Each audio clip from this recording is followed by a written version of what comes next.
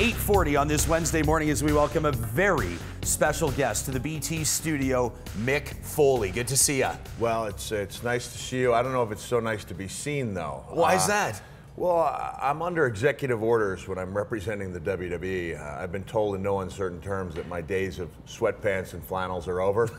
I disagree. Well, I disagree too, which is why I'm wearing them, because I'm not here on WWE business. I'm here to do my own show at the comic strip, but I probably should have rethought that knowing WWE was in Edmonton last night. It's quite conceivable that Mr. McMahon is watching the show right now going, "Didn't I tell Foley I wanted him out of this sweatpants?" You missed Sheamus just by 24 hours. I wonder if the two of you went toe-to-toe. How do you think it would stack up? I mean, now? I'm not going to call you old school, Mick. Yeah, but I went to the school that burned down before they built the old school.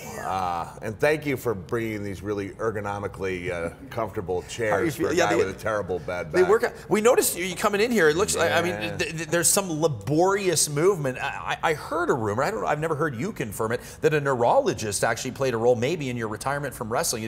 The body took too many beatings. Is that true? Yeah, apparently some of the things I did were not good for me. I've never seen a wrestler subject himself to more punishment than you did. Seemed like a good idea to be the guy who's impervious to pain when you're 19, and at age 32, it was like, maybe I should have rethought that. Let's go back to April 1st, 1996. Will you ever forget your debut in what was then the WWF? I already have. What happened? No, of course, I came out of nowhere. I attacked The Undertaker, start right from the top, Well, this was about an hour before I attacked This was your introduction. My introduction with that really wonderful mask. Nobody thought at the time, hey, what happens to a piece of rawhide leather when it's been sweated in for 3 years? How does that feel, by the way? It's like a facial, but a little bit more manly. By the time 1999 hit, I was like Jodie Foster in Silence of the Lambs with the Vapo Rub. Like, it was like going into a horrible operation. It was just not pleasant. Last month, you go into the Hall of Fame. Yeah. What did that mean to you? It was all right. No, it was really a nice, magical moment. I had my family out there. With all due respect to the comic strip here in Edmonton, you know, it was Madison Square Garden, which was the arena I grew up hitchhiking to, and I got surprised by Santa Claus at the end of my show. So cool. By the way, you sold out your first show tonight at 7:30 at the comic strip. There's a couple tickets left for the second show that's just after 9 o'clock. Have you been in Edmonton at least once before, I know? Oh, many times. As a matter of fact, my favorite all-time match occurred in Edmonton in 2004. Against who? Against a very young Randy Orton at a show called Backlash. And it was a match that required quite a bit of recuperation afterwards. It was very physical. But to this day, Randy calls it his best match, and so do I. And so it was... It would not have fit in with the current, the current product. A little more PG. Well, why do you think that is? I mean, is it like we look at the NFL, we look at the NHL, they're going, okay, we got to be more aware of concussions and injuries and athlete safety. Sheamus was saying that to us yesterday too. I mean, do you think guys like yourself had to blaze that trail?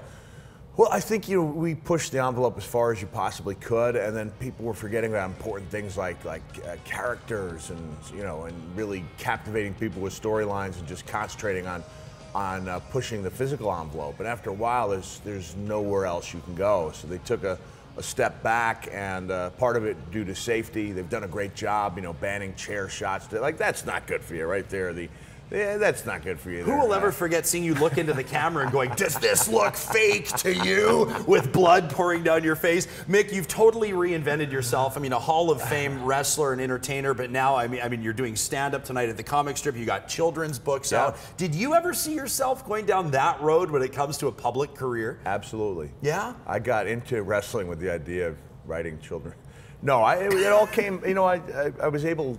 One of the best things that happened to me was in 1999. I wrote my own book, wrote it by hand on notebook paper, and it was a great accomplishment without ever having sold a copy. It would have been a great accomplishment, but the book really took off and hit #1 in many countries, and then opened the doors. So that opened the door for me to do speaking at universities, which opened the door to doing the comedy, and it also opened the door to doing the children's books. So many of the good things that have happened to me came from taking that chance and getting out my pen and paper and actually doing my own work. Well, taking chances has defined your whole career, and it's no surprise to see the public on board with your stand-up and your books, because you're a beloved wrestler. Thanks for spending some time with us today, Mick. And so good to see you. The slogan for my tour, it's much better than you think it will be. It really is. People have a great time, and they're usually taking a leap of faith, and they walk out the door going, that was so much better than I thought it would be. There you have it. Mick Foley tonight at the comic strip. The early show sold out. Still some tickets left for the second show just after 9 o'clock. Our pleasure to speak with the man known as the hardcore legend. It's 8:45. We'll be back. More from Bridget Ryan plus Entertainment News